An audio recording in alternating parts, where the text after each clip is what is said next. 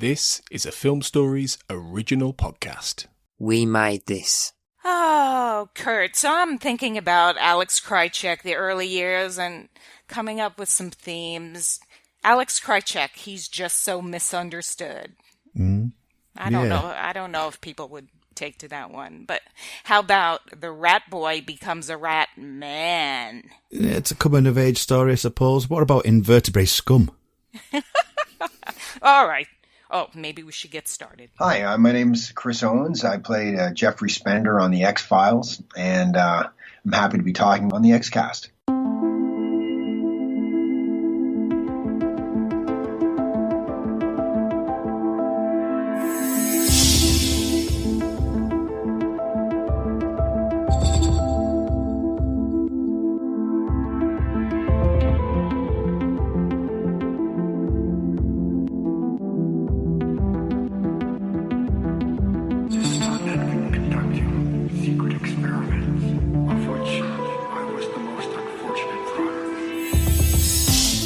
Welcome to the X-Cast. The truth is in here, but so are lies, because we're here to talk about Alex Krycek, the early years.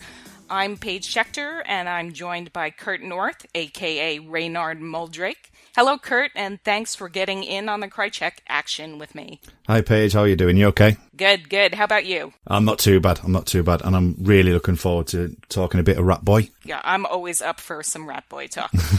Personally, I've always found him to be utterly fascinating. He's actually my favorite character on the show because we never really sure what he's going to do. Sometimes he helps, usually he hurts, but he always ratchets the tension up a few notches, and the canvas is invariably more interesting with him on it. As we're going through, we're going to see how instrumental he was at advancing the story, particularly where Mulder was concerned. So, Kurt, what's your overall opinion of Alex Krycek? Alex Krycek, love him. He was a fantastic addition to the show, and I actually think that what we're talking about now, seasons 2 to 5, is a really nice arc, actually, as it happens. I think that they did a really good job of making his arc unique and special, and brings up the tension. So yeah, I do think that he's a really important part of the show, especially in these 3 seasons. Right. So there were 13 episodes with Krycek from seasons 2 through 5, but it kind of feels like more, doesn't it? Like he left an impression that sort of carries forward even when he isn't part of the action. A lot of the action and episodes that he's actually in almost alternate mythological episodes. So, he's not in 731 on Icy, but he is in Paperclip and he is in Pipe and Brew. So they use him quite sparingly, but I think that really works as part of his character piece because you never quite know what's going on with him. Right, absolutely. So it all starts with Sleepless in season 2, episode 4. Introducing the character was kind of a stroke of brilliance, but at the time it was a necessity predicated by Gillian Anderson's pregnancy. So we're introduced to this very clean-cut, handsome individual, and he opens a case a couple hours before Mulder, and he himself admits he's green, but he wants to investigate this case of a doctor who called 911 reporting a fire. And he looks like he died as a victim of a fire, but no fire ever really existed. So the whole story is sort of about what happened after whoever, the powers that be, tried to create a better soldier through sleep deprivation. So we meet him, and Mulder is a total jerk to him, has no interest in working with this guy. Yeah, absolutely. And what I really like about him to begin with is, I think you mentioned it there, how green he appears to be, but also that, he's playing the role so well. He's saying things within the show of, that people made fun of Mulder in the early years, and that there was some people that followed his work, and I like the way they were trying to etch him in there, that just chipping away at Mulder's psyche, but still you're not quite sure how or where, if Mulder's even going to really kind of take to him. And at that point, you don't know, obviously, that, he's working for our good friend Smokey. Well, they actually reveal this very early on, and it's in this episode. And it's in retrospect, you kind of wish they hadn't. At the time they did, because Nicholas Lee was just hired for this 3-episode arc, so it makes a lot of sense. But it goes so quickly, and, first they show us that he is Smoking Man's lackey, and he's calling, and he's giving whereabouts, and he's telling them what they're doing and whatnot. And he might be also adversely affecting things going on in this case. Well, he is adversely affecting things going on in this case, but it's so quick. I wish there was more of a time for us to wonder about it ourselves. They just kind of state it to us. I think he was so good at playing, as Howard Gordon put it in The Complete X-Files, a Jimmy Olsen type who really wants to please, and he trying to get Mulder to get on his side and let him in his confidence, take him in his confidence. And it just kind of comes to an abrupt end in Sleepless. Yeah, it does. I think I agree with that. I think that if we had more time with him, I think in a modern TV show that just wouldn't happen anymore. I think you would get at least 2 or 3 episodes before the reveal. But as you say, the time was tight. We had Gillian Anderson leaving, and I do think that having this really tight turnaround has its downfalls, really, especially as we move on to the next few episodes. But for this one in particular, we build him up and have to build him up so quickly. But even so, you do get parts of the episode where you actually do feel that Krycek is kind of fallen into this paranormal activity going on, and that is actually starting to believe it, or is actually shocked himself that this thing is actually true. Right, because at the end he shoots Cole when Mulder has asked him not to, because he thinks Cole has a gun, and then he, when he searches him after, he doesn't see the gun, and he looks flustered about it. Yeah, absolutely, yeah, and that's what I quite like about it really. It's because, you, even though we know what's going on with him, you still have that 3-dimensional character trait that, he isn't just a one-note figure, that there is a bit more to him. And at the very end, he reports to the Smoking Man, and he tells him Mulder has found another source, or another one has found him, since Deep Throat has been deep sixed. And this is X's first appearances in Sleepless. And he's recommending that Smoking Man do something about it, and Scully is a much larger problem than Krycek had been led to believe, which sort of gives way to what's coming. Yeah, the good old several countermeasures line. Yes. So we're going into Duane Barry and Ascension now, season 2, episodes 5 and 6. And in Duane Barry, he really doesn't get a lot to do, but there's that immortal pool scene that launched a million Mulder Krycek / fan fiction stories, especially after he says something's going down. I daren't ever put Mulder and Krycek in Google at any point. I just don't want to see what's behind that curtain. Yeah. There's stuff going on there. And as we go on, we're going to see even more and more of things that you can read take a different way if you're looking at it that way. So one of the other things that happens in Duane Barry is that after Mulder has sort of dressed down the agent on the scene for not telling him about Duane Barry, Krycek offers to help. She in turn gives him this very complicated coffee order.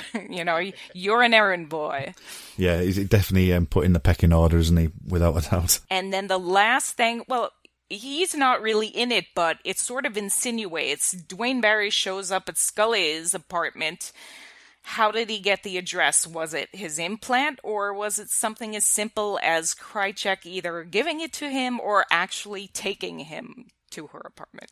Yeah, and I think that's often something that's kind of missed as well within that scene, because you do have both elements of that, and obviously previous episode mentions the several countermeasures, and this event is happening, and it is Krycek that brings Mulder into to the attention of what's happening with Duane Barry. So you just get to wonder, it could be a number of different things. It could be, is Duane Barry being controlled by them by using that, or is it just purely that, we have this alien, well, at the time, this alien potential abduction taking place. Right. So that's sort of left to our imagination, and we as viewers read into it the way we see it. So then we're into Ascension, and Krycek is tasked with driving Mulder around, making sure Mulder gets some sleep. By the way, cigarette-smoking man is in this initial meeting in Skinner's office, and I like how Alex looks at him when Mulder mentions, how did Dwayne find Scully? You know, you're okay, there's more there. Well, it still could be either of the options, but, you know, we don't know for sure because they don't state it outright, which I love. I love that about it. I'm a sucker for ambiguity, so it definitely piqued my interest at the time. So, for my money, the most exciting action sequence in the show's history is Mulder trying to get to the top of Skyland Mountain in that cable car. And obviously, Krycek would like the cable car cable to just break as he's careening up the mountain. But I love how Alex, Mulder is succeeding. The operator is not stopping him. The cable car, gravity is not stopping him. So Alex knocks the operator out, fixes his hair, and then stops the car. It's unfortunate Mulder wasn't there, wasn't it? Because he could have said his brilliant line later on about his stupid ass haircut. Well, we'll get into the brilliant line later. I don't think it's so brilliant, but we'll get there. We'll get there. So how did you feel about watching this sequence where Alex is trying to stop him, Mulder keeps going, and Alex does stop the car, but then Mulder climbs out of it, then Krycek starts the car again. I love the way that the Krycek is played there, because he comes across as really smug when he does it. It's not as if he's just whacked him and he's done the job. He's with it obviously slicking his hair back and letting that exhale out.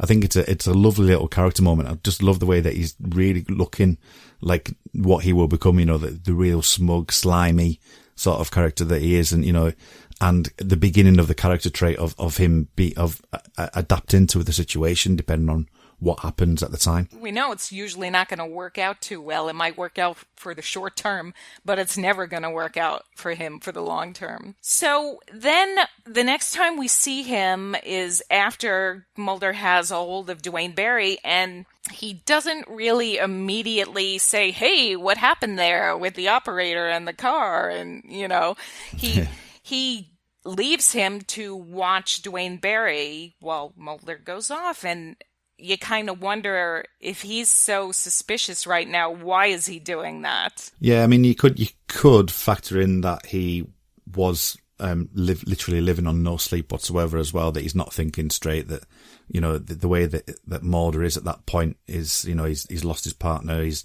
not had any sleep, he's really tired and has just got off a cable car ride, literally. So I can imagine, I can accept that to a degree, because you do have that element of, he's not really thinking straight at all.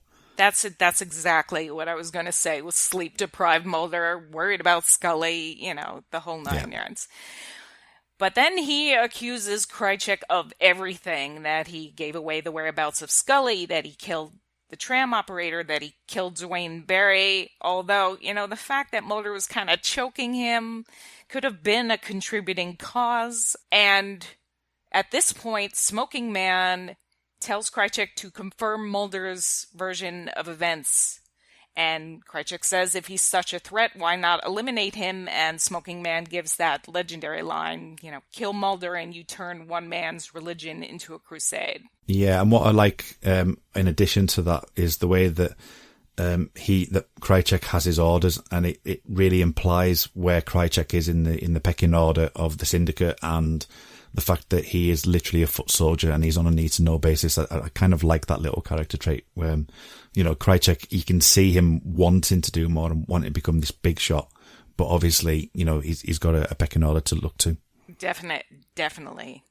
Smoking Man says he's earned Mulder's trust, and that lasts about a couple minutes, because after Krycek corroborates his story, Mulder asks him for his car keys, and he finds the cigarettes. Now, looking at that right now, why is that such a big clue, and what does it prove? Because Mulder was just in a room with the smoking man himself.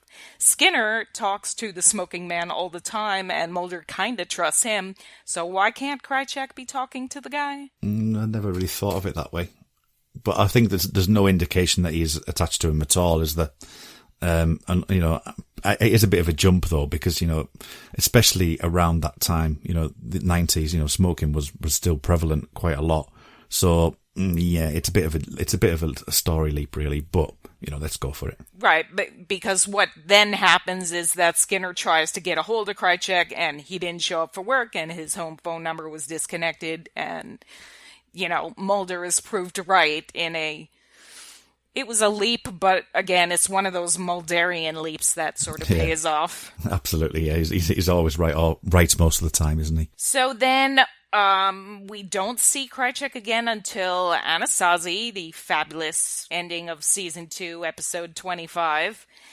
And the incredible suspense shot where Mulder's father is trying to explain to him all that he was, all that he does, all that he did in the past. And he goes to the bathroom to get his medication, opens the mirror above the sink. When he closes it, there's Alex behind him.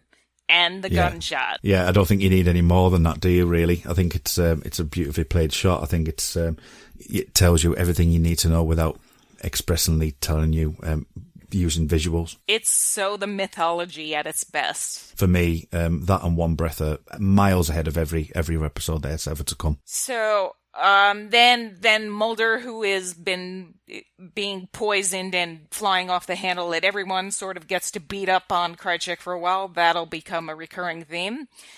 Scully makes the bold move of shooting Mulder instead of Krycek when she has the chance, later explaining that he wouldn't have been able to prove he didn't kill his own father if he shot Alex with the same gun. It's very clever of her, isn't it?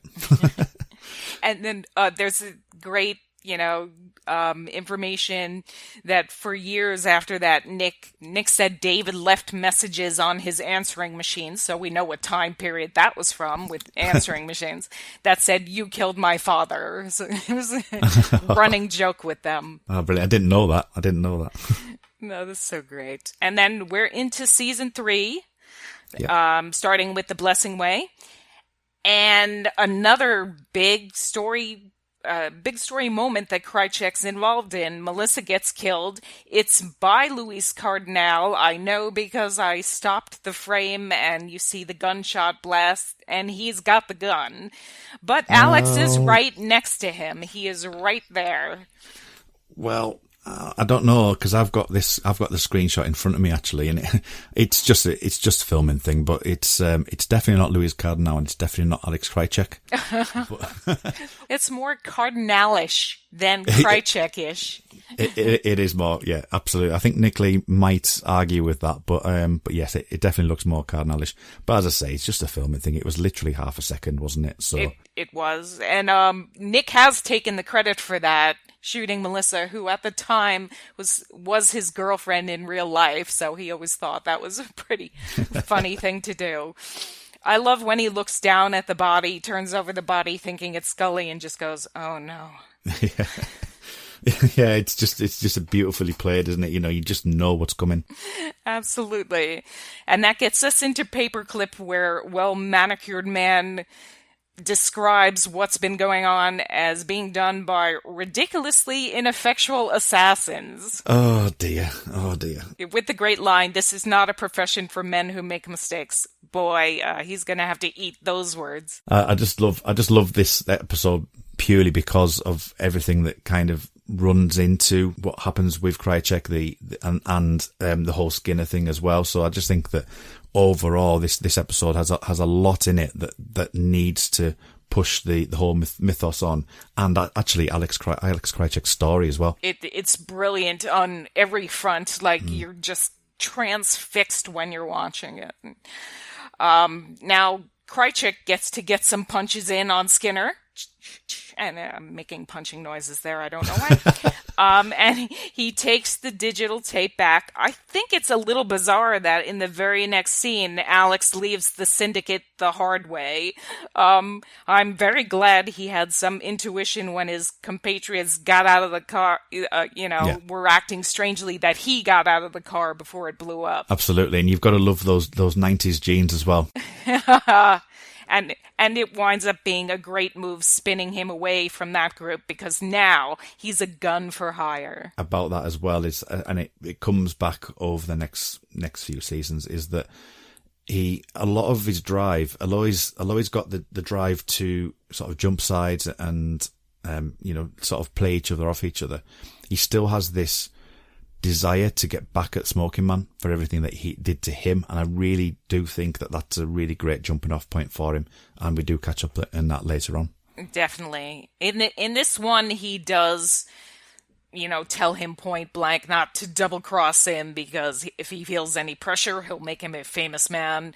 He knocks him down a peg, and then of course Skinner really knocks him down a peg with Albert and the members of his clan who have memorized this whole digital tape. Yeah, it's a brilliant scene. So then we get into another great two-parter, Piper Maru and Apocrypha. Episodes 15 and 16, the way they played it in Piper Maru, where they didn't have his name among the guest stars, and we never expected him to pop up in Hong Kong, that was a cool surprise. Yeah, I have to admit, because I was one of those people who did do credit searching, so you just see William B. Davis, or you would see Nicholas Lee and you say he's in it, but absolutely right. I think that leaving them off to get that surprise definitely gives you a better viewing of the show, especially on the first time around, when he comes out of the blue, and the way he comes out of it as well, and his dress sense has obviously increased as he's obviously got more money as well, so which I think is brilliant. But yeah, definitely, I think it's a wonder stroke to have him not on the credits at all. So he has that initial confrontation with Mulder and he is handcuffed to. There's a lot of quipping and accusations back and forth. And then the real money stuff comes at the airport. He says at the airport that he didn't kill Mulder's father. I mean, is there a doubt there? Because right at that moment, he's expecting Mulder to kill him. So why would he lie then? He's always probably looking on the better side, that he would expect that if he does get away, that he's still got that story intact. I would have thought, you just don't know where the story is going to finish. Right. So he has been, another plot point for Alex is he's been selling the government's secrets on the digital tape. And he says he has the key to the locker where the tape is. After roughing him up again, of course, because Mulder loves to rough him up, he sends him to the bathroom to clean up. He goes to take a leak, and a woman smashes him against the wall, and he gets infected by the old black oil. He does, and there's two fantastic moments in those two scenes. There's the laugh, the little snigger that he gives just before he gets smacked up against the wall, which is forever imprinted in my brain, and the beautiful shot when he's coming at the TV screen as well, which I think is a marvellous shot as well. So I think that those two themselves are just marvellous little traits there, absolutely brilliant. Isn't that just wonderful? Just walks right into camera. Oh, it's so perfect. Setting up them getting back in D.C., and Krycek is driving again. He's quite the driver, this one. He's taking him to, ostensibly he's taking him to where this locker is. Gets run off the road by someone who's been tailing them. Even the guy tailing them gets to beat Alex up. But at least infected Alex can get back at them by doing that black oil glow thing that incapacitates them. Irradiated him. Irradiated him. Yes, that's a much more technical term. And later in the episode, he very willingly hands over the digital tape to the smoking man and just says, "Where is it?" in this dreamy fashion. He just wants to know where the craft is. Yeah, I mean, my question on that to you, Paige, would be, obviously he's being controlled by the black oil at that point. He has this vendetta with Cigarette Smoking Man. Do you think that he would have been aware of where he was, or he just couldn't do anything about it? How would you perceive that, really? I don't think he is aware at all, because the smugness we were talking about earlier is totally gone in these scenes, in all of them. He's just sort of blank and just doing as the black oil bids, and I don't think if he's even aware or can even fight against it. And so at the end of the episode, Krycek is in the 1013 silo in the ground with the alien ship, and it's pretty gross watching the oil leave him and enter the ship. It was, yeah. I mean, I remember that. It's one of the scenes where you just don't forget. It's, you know, it's one of those character traits and of Krycek, that he's going to be, lots of things are going to get done to him. So having black oil coming out of every hole is it's certainly something that I wouldn't like to have, put it that way. Nope, I wouldn't wish on my worst enemy, which I guess Alex Krycek would be one of Mulder's worst enemies. Yeah. So now we're into season 4, and another two-parter, Tunguska and Terma. And it's another very eventful couple of episodes for old Alex Krycek. He's got to be in there, and he's got to rack up the tension, so absolutely he needs to be there. It all starts when he sort of reunites with Mulder by secretly telling him about these pathetic revolutionaries with 2,000 kilos of boom boom. And he says they found him in North Dakota, liberated him on a salvage hunt, if we're wondering how he got out of the silo. Although later that story is sort of discredited. But this is where the rat boy name came in. He says, you go underground, you got to learn to live with the rats. And I think wasn't it his surname as well? Isn't that meant to mean rat? No, I didn't know that, but that certainly would make sense, wouldn't it? Yeah, I believe so. I'm not 100% sure, but I think that's what it's for. Yeah. He has some of the great expository lines in this scene. You know, talking about the syndicate. They know no law. They only fear exposure. You destroy the destroyer's ability to destroy. You know, and especially there's no truth. These men make it up as they go along, and they're the real revolutionaries. Yeah, they're all fantastic lines, and I think that coming from him as well, that, you know, especially because he's one that sort of likes to flip sides, and you're never quite sure where he's coming from. He seems to have that drive to get to the truth in a way that Mulder can't as well. You know, so I think it's really interesting how he's really being quite direct about it as well. Yes. So he gets to go along as Mulder and Scully go to the airport to get the man with the rock in his diplomatic pouch. And then they take him to Skinner's house because he's got all this information about bombs, not really related to the black oil story, but related to saving innocent Americans. So Skinner finally gets to get some punches in. Yeah, he gets his payback, doesn't he, from Paperclip? Definitely. Chains him to his balcony railing. He even fell asleep out there. That's how confident this guy is that he's going to get out of any scenario. Falls asleep.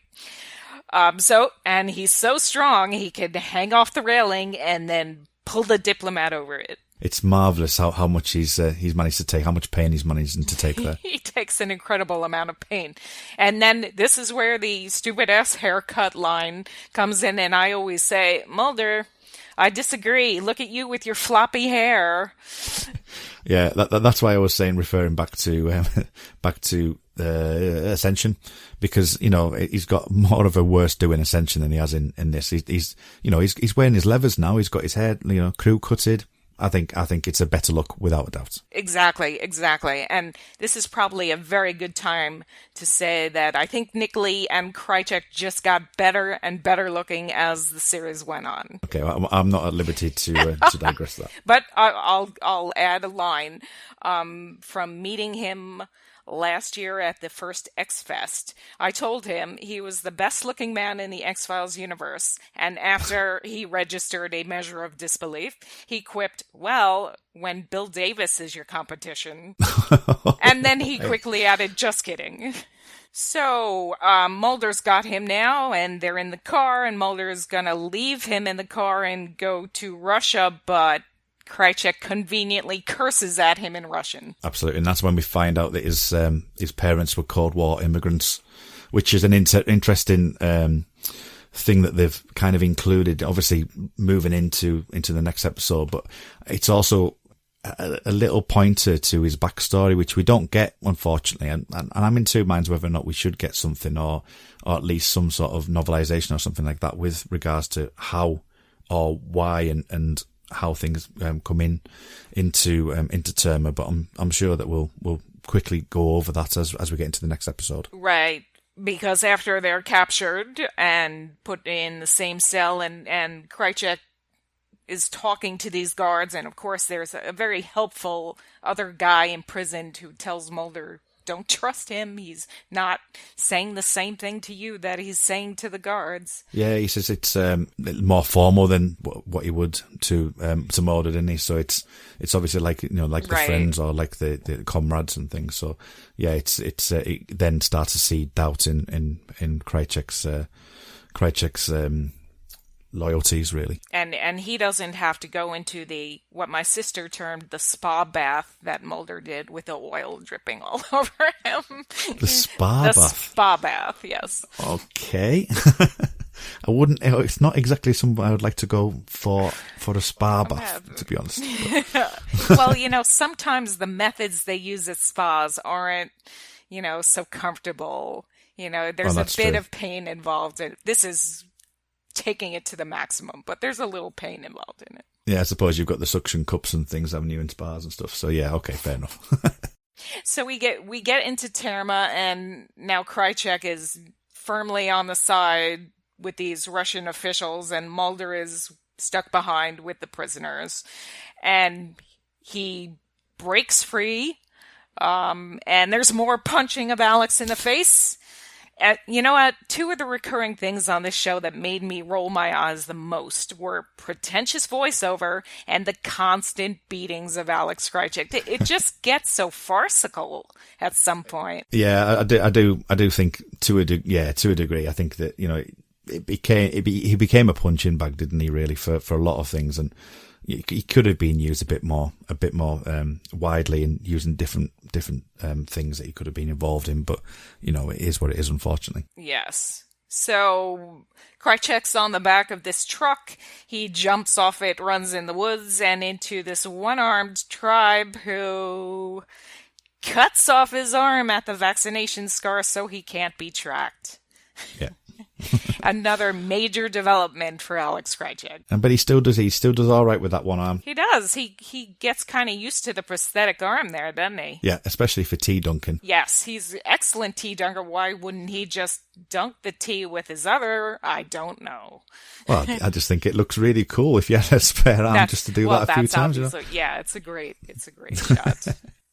Okay, so again, there's a long period of time before we see Alex Krycek again, and a lot of this is because he was actually on a different series. He had done the pilot for Once a Thief.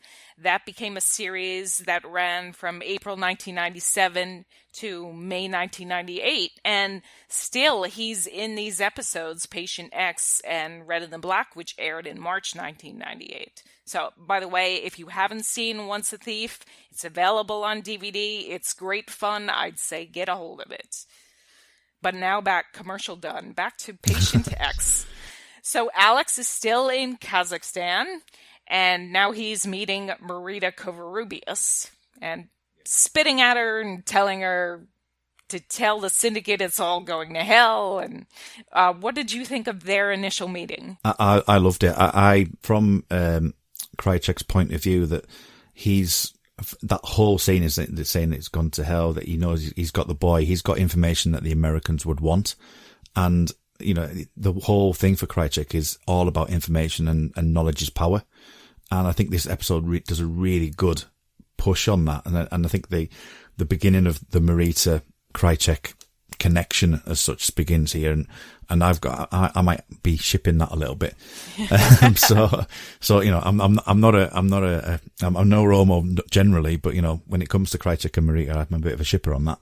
So I do think that it comes across as quite formal, quite sort of you tell them that I've got the knowledge and I've got the power, and effectively it's a warning sign.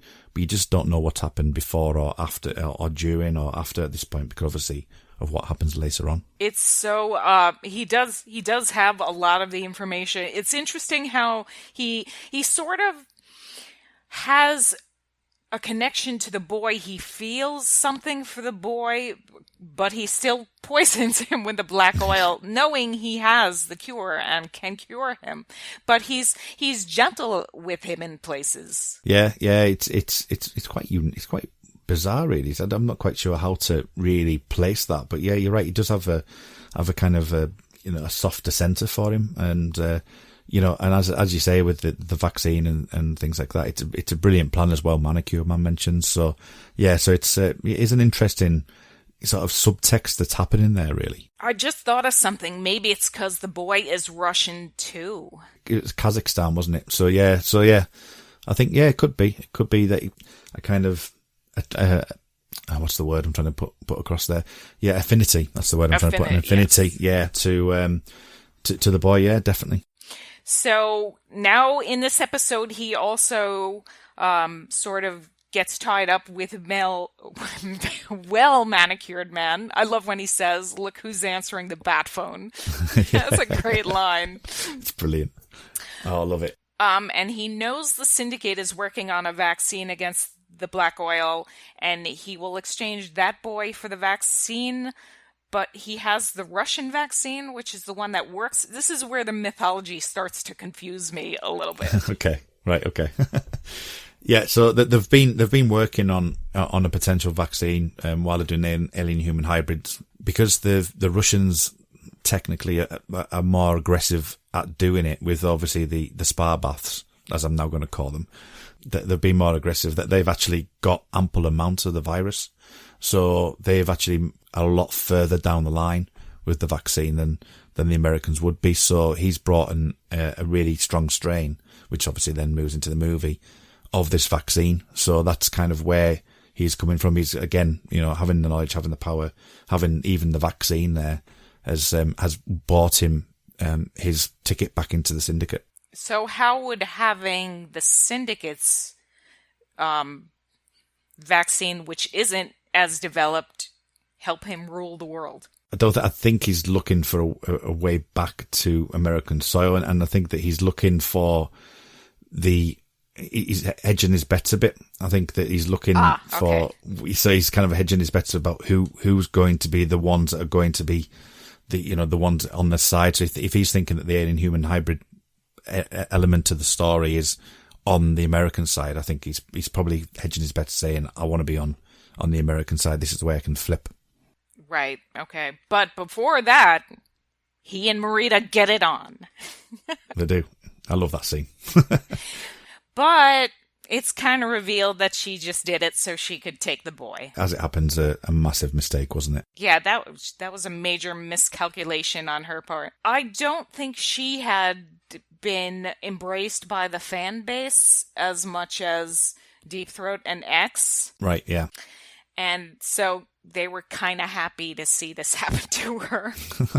That never ever factored into my mind at all, because I quite like Marita, so I don't know how. I didn't realise that was a thing, really. So that's quite interesting to find out. I often think in different way from the major part of the fan base, so I understand this completely. So as the red and the black start, Marita is infected. Well-manicured man somehow locked Krycek up on the ship and threatens him with a return to Kazakhstan, where they're none too happy with him. Yeah, there'd be an enthusiastic homecoming, I believe is the word they use. But the well-manicured man is a bit concerned of another Holocaust being caused by this boy running around with black oil dripping out of him. Yeah, and obviously at the time as well, they don't know what the black oil does. Obviously, we find that out in the movie, which is where this episode's kind of really focuses itself on. It's adding elements to the myth arc, but then giving you the option for this vaccine so they can include it in the film, really. Right. And Krycek is very pissed that the well-manicured man would use that to save Marita. So you can see when he lets his guard down, somebody takes advantage of him. He is, wow, I'm good. Yeah. Yeah, same with the cigarette smoking man, wasn't it? He doesn't like to be, he doesn't like his own medicine, effectively. Yeah. Now, well-manicured man is very, what's the word for it? Naive, thinking resistance is possible. Yeah, and that is another element, which obviously after what happened to well-manicured man, that we do get in Two Fathers, One Son as well, isn't it? You get the rebels like infiltrating the syndicate themselves, and so you're getting this feeling that well-manicured man is becoming more of a player since that cigarette smoking man's is gone now, and obviously that then links into the film. So you're getting this more of a deeper dive into the way that well-manicured man works. Yes. And then comes one of my favorite scenes in the whole series when Krycek goes to see Mulder. There's a war raging, and unless you lift your head out of the sand, you and I and about 5 billion people are going to go the way of the dinosaur. And telling him about the planned invasion, the colonization by the alien race, and the rebels trying to stop it. This is how Mulder gets his groove back. He had given up on the idea of aliens. He thought everything was just government conspiracy. This is the scene that gets him back in the game. Who would have thought it would have been Krycek to give him that little pep talk? And, obviously, it's become infamous because of the end bit. But yeah, it's definitely, it's a fantastic scene. That I think it's probably the best scene in the whole episode, and one of the best scenes in the show, really. Because it is coming from a point where you're thinking, as much as Krycek flip-flops a lot, he does invariably go back to Mulder and actually, to a degree, believes in his quest. He's just Krycek's more the one that's kind of getting him that information and pushing it to Mulder and really saying, you're the one that can do something about it. I'm just your messenger, really. And I really do like that scene, I think, and especially the resist and serve section as well, that when he says, and all of that is just fantastically played. Meanwhile, you've got, at the very end, you've got Mulder like sort of just basically sitting down with his gun in his hand. He's got the opportunity to kill Krycek, and he doesn't, because I think he's taken aback by what he's heard, and as you say, he's got his mojo back. Yes, it's phenomenal. And Nick Lee won the 1998 Online Film and TV Association Award as Best Guest Actor on TV, and I gotta think a large part of that is due to this scene right here. I think so. I think it's definitely, for me, Krycek's best scene, without a doubt. Amazing. Okay, so we have one last Krycek appearance in season 5, in the end, episode 20, which starts with him parachuting into Smoking Man's secret location. James Bond style. I like it. You gotta like that. But it's so funny. The syndicate sent him to bring him back. Can't they call or do a telegram so that one of their own doesn't get shot? Yeah, they could just send the little boy that's been sending letters to Spender. Well, they don't know about him. They don't know about those letters going on. Yeah, I suppose. But they could have done something else. But it's so, it's a great little sequence there. Go on, take your shot, Alex. It's a fantastic scene. That it's bringing cigarette smoking man back as well. It's Krycek's got the higher ground there as well. It's a lovely film section. That. He gets all these great little moments, so that's why his presence feels like it's so, looms large in the X-Files, even though it's 13 episodes in 4 seasons. Yeah, but not only that, it's 13 episodes in those seasons, but each of the episodes, if you're looking at a lot of them, you look at Dwayne Barry's not in very much. If you look in like Piper Maru, he's not until like 3/4 of the way through. So even in the episodes he's only in them for like 2 or 3 minutes, if that. So he really makes the screen pop whenever he comes on screen. Yes. And later in this one, after Smoking Man has given Well-Manicured Man Gibson praise, Alex says he has a shot. Well, Manicured Man tells him not to take it. Maybe he actually should have. And Krycek drives right by him so close, and it's such a great moment of tension. It is. I mean, as we all know, that unfortunately, even if he ran him over or shot him, he would have come back anyway. Yes. So there's no need. There's no need. Yeah, save the bullet. Save the bullet. Save the car. Save the car repair. And I don't think we can measure with existing technology how disappointed I was at the time that Krycek wasn't in Fight the Future, which came right after the end chronologically. But since he was allied with the well-manicured man at that time, maybe I shouldn't be so disappointed because he might have gotten all blown up. Well, that's true, yeah. Or Manicured might have shot him in the back of the head. You just don't know, do you? But do you remember when you first saw Fight the Future, were you disappointed at the lack of Krycek? Yeah, I think I do, because, as you say, season 5 finished with him, and you would think that it was going to be a continuation of the story, or you'd think that there's something massive would happen. And especially when you get in the syndicate scenes and things, that you're going, oh, right, okay, it's a mythological film, which I knew that going into it, that you would expect someone as important in my eyes as Krycek is, because he would add an element of adventure and excitement into the film. And I think I do remember thinking, it's a shame he wasn't in it, really. I think that's what's missing from that film. All these episodes we've been talking about have a spark. He's sparked it in some way or other.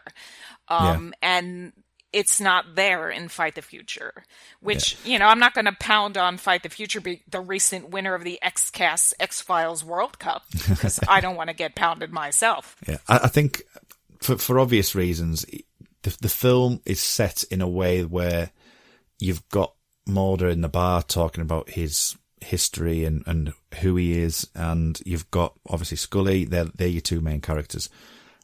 To bring in, you've got well-manicured man who's a character who you don't really know too much about. Maybe it's just the fact that he would be too knowledgeable. If it became like a scene between Mulder and Krycek, running down the street, for example, or something like that, people will be asking, who is this guy? So I think they've probably left him out for that reason. Plus, as well, we didn't know what the film was done a good, year and a half before this was, before season 5 as well, wasn't it? So and he was probably filming Once a Thief is probably a large portion of the reason why he couldn't have been in it. But I was disappointed all the same. Okay, so let's dip into the X-Cast mailbag from Facebook and Twitter. There was so much great response about Krycek. I wish we could read each and every one. He certainly stirs up a lot of people's emotions. So we'll start with Caredwen. I'm sorry if I'm butchering your name. Foley. Krycek might be my favorite character in the series. I especially enjoy his transition from a syndicate functionary to an agent in his own right after the events of Paperclip. It makes him much more interesting to follow once he's doing more than just carrying out or bungling the well-manicured man's orders. Nicholas Lee brings such relish to the role too, and his chemistry with David Duchovny and Mitch Pileggi is just spectacular. I also enjoy the way the show toys with the homoerotic overtones of Krycek's relationship with Mulder without laying it on too thick. They're like orbiting binary stars, drawn to each other in some way, but with a constant tension that keeps them at odds. Yeah, it's very poetic. But yeah, I definitely think that Krycek is a character that I think the show needed, and I think the comments on the agent becoming on his own, I think is a really good one, because without that, you wouldn't have, especially as the conspiracy became bigger and it became international, that you've got Krycek, who is on the Russian side for a time, that you've got this person who can jump between and can connect the stories together. And obviously you've got all these things about Mulder and trying to find the truth, but you've also got Krycek who can bring him into that story as well. So yeah, so I definitely think it's a character that needed to be brought into and to develop the full overarching arc.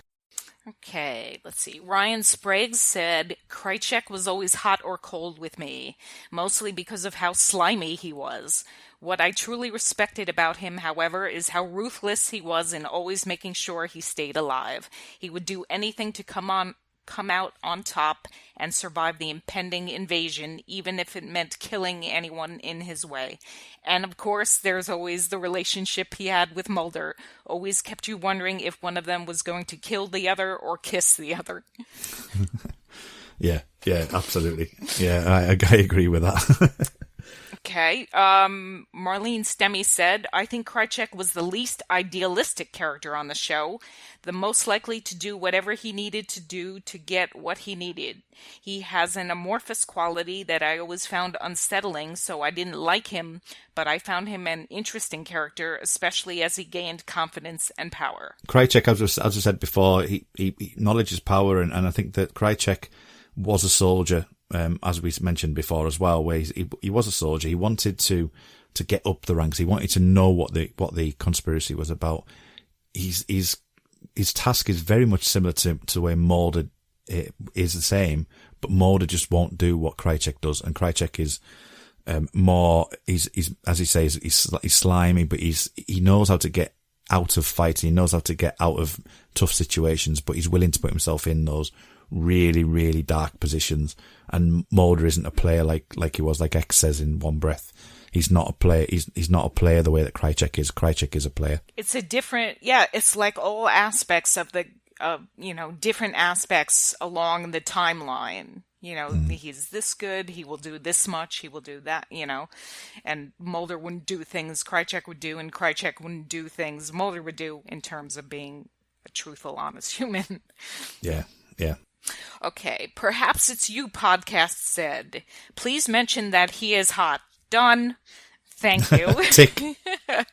Okay, only trust Mulder said. I love to hate him. I wish he had become the big bad of the series. Poor smoking man. But I understand that just because of what he will do, he would do if given the chance. Yeah, I think we're not talking about season 8 and beyond really, but I think that as he evolves in the likes of season 8 and well, even before then, after the film, there's an element that he becomes a bit more two-dimensional. I don't think he just becomes more of a badass and a bad guy really. But there is elements obviously like Requiem and things like that, but he becomes a bit more full-facing, his Skinner's nemesis, and he becomes more of a foil for Skinner more than he does for Mulder in certain aspects. But it would have been interesting to see him in a position of power and being the baddie. Would I have liked that? I would have given it a go, I think. Yeah, I definitely would. Yeah. Jim Thornton said, hands down my favorite. He's just a badass and he's out for himself and he don't give a crap. LOL. Okay, that's enough said on that one. That's brilliant. Kristen Vitelli said, love Krycek. He made the mythology much more interesting because he was so mysterious. I wish we had gotten an episode that explored his backstory, which is something we mentioned earlier. Portland Paul, he's the most smug dirtbag ever, only second to CSM himself. Yeah, agree with that. And Cathy Meller said, I wouldn't be surprised if he is also Cigarette Man's son. And then Karen McKenna immediately followed up with, if not biologically, I think he still sees CSM as a type of father figure who he alternately wants to either impress or rebel against. I think he kind of serves as a third son thematically in Two Fathers, One Son at the very least. Yeah, we were talking about how during Paperclip that he feels betrayed by him, and he has this real desire to get back at him. And obviously, when whoever does the latter part of Krycek, we will get involved in that. But there is that element, I think. You mentioned before about the car, and the sniper scene where he says, "I've got the shot now." He seems a bit kind of just Krycek being the soldier at that point, but the car one especially feels like it's almost Krycek, wanting to do it but doesn't quite. Yeah, so I can see that that third son wheel. Yeah, absolutely. I like the thematically. I don't like the actual. Biologically, it would be too much. Oh yeah. No, I wouldn't want it to be true, but it has thematic. Yeah, you're right. Thematically, and he feels like he was effectively his understudy, really. And we're talking about whether or not Krycek would have been the big bad. You know, he would have been seen as that in Cigarette Smoking Man's eyes, but he wasn't. You know, he was thrown away. Smoking Man didn't want anything to do with him. He just wanted rid of the tape. He was desperate at that point.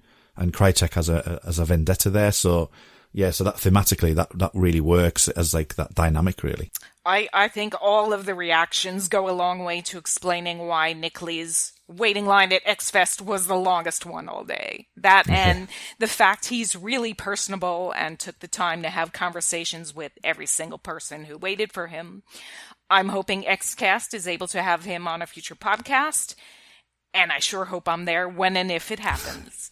And same thing, I hope we get to do the follow-up on this with Alex Krycek the later years. It'd be fantastic if we're both on it again. It'd be wonderful to finish it off.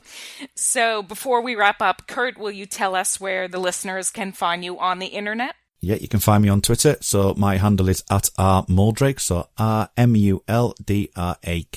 And in addition to being around the X-Files basement on Facebook all the time, I do an X-Files rewatch blog with my sister, her of the Spy Bath fame, called Sibling Cinema at Blogger. We also can be found with that moniker on Twitter, Facebook, Instagram, Tumblr, and Pinterest.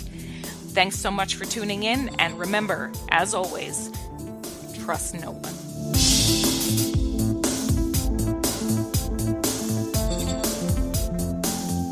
The Xcast is produced and presented by Tony Black, part of the Black Hole Media podcast network. Title music is courtesy of Will A, who you can find on Twitter @IamWillAYE.